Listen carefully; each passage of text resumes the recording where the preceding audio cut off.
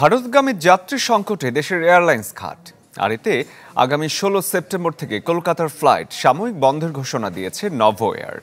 অন্যান্য এয়ারলাইন্সও ফ্লাইটের সংখ্যা অর্ধেকে নামিয়ে এনেছে। ট্রাভেল এজেন্টদের সংগঠন আটাব বলছে, ভারতের ভিসা দেওয়ার হার একেবারে তলানিতে, যার প্রভাব পড়েছে পর্যটন খাতের ব্যবসায়। মাহফুজ কামালের রিপোর্ট।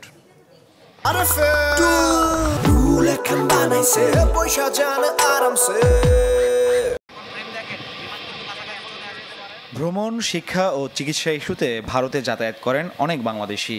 তবে গেল 5 আগস্ট শেখ হাসিনা সরকারের পতনের পর ভিসার জন্য বেশিরভাগ আবেদনই প্রত্যাখ্যান করছে ভারতীয় হাইকমিশন।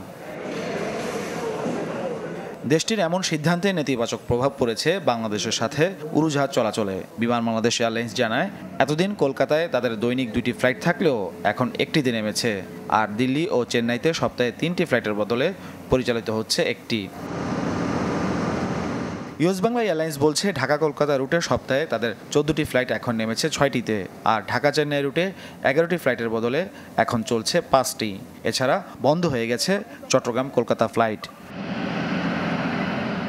যাত্রী সংকটে আগামী 16 সেপ্টেম্বর থেকে ঢাকা কলকাতা ফ্লাইট সাময়িক বন্ধ ঘোষণা করেছে নভো এয়ার।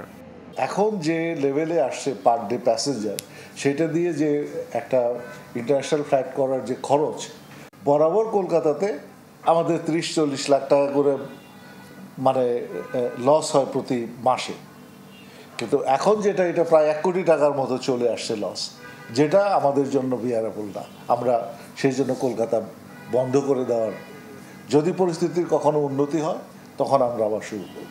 ঢাকা কলকাতা কিংবা চিটাং কলকাতা কিংবা ঢাকা চেন্নাই, বিশেষ করে আমরা যে ডেস্টিনেশনগুলোতে অপারেট করছি, যে ফ্লাইট সংখ্যাটা ছিল সেই ফ্লাইট সংখ্যাটা আমরা ড্রাস্টিক্যালি রিডিউস করতে হয়েছে।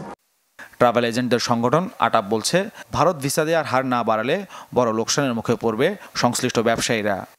নতুন ভিসা কোনো কিছু ইস্যু হয়নি, এক্সেপ্ট মেডিকেল ভিসা। মেডিকেল ভিসাও তাও এই 2-3 দিন ধরে মনে হয় দেওয়া শুরু করলো। এম্বাসিতে অনেক ইন্ডিয়ান এমপ্লয়িজ এখন আর নেই, ওনারা ইন্ডিয়াতে ব্যাক করেছেন, এখনও ওভাবে অপারেশন স্টার্ট হয়নি।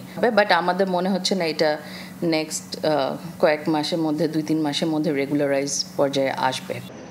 ভারতের কেন্দ্রীয় পর্যটন মন্ত্রণালয়ের হিসেবে বছরে বাংলাদেশ থেকে ভারতে যান প্রায় 12 থেকে 13 লাখ বাংলাদেশি।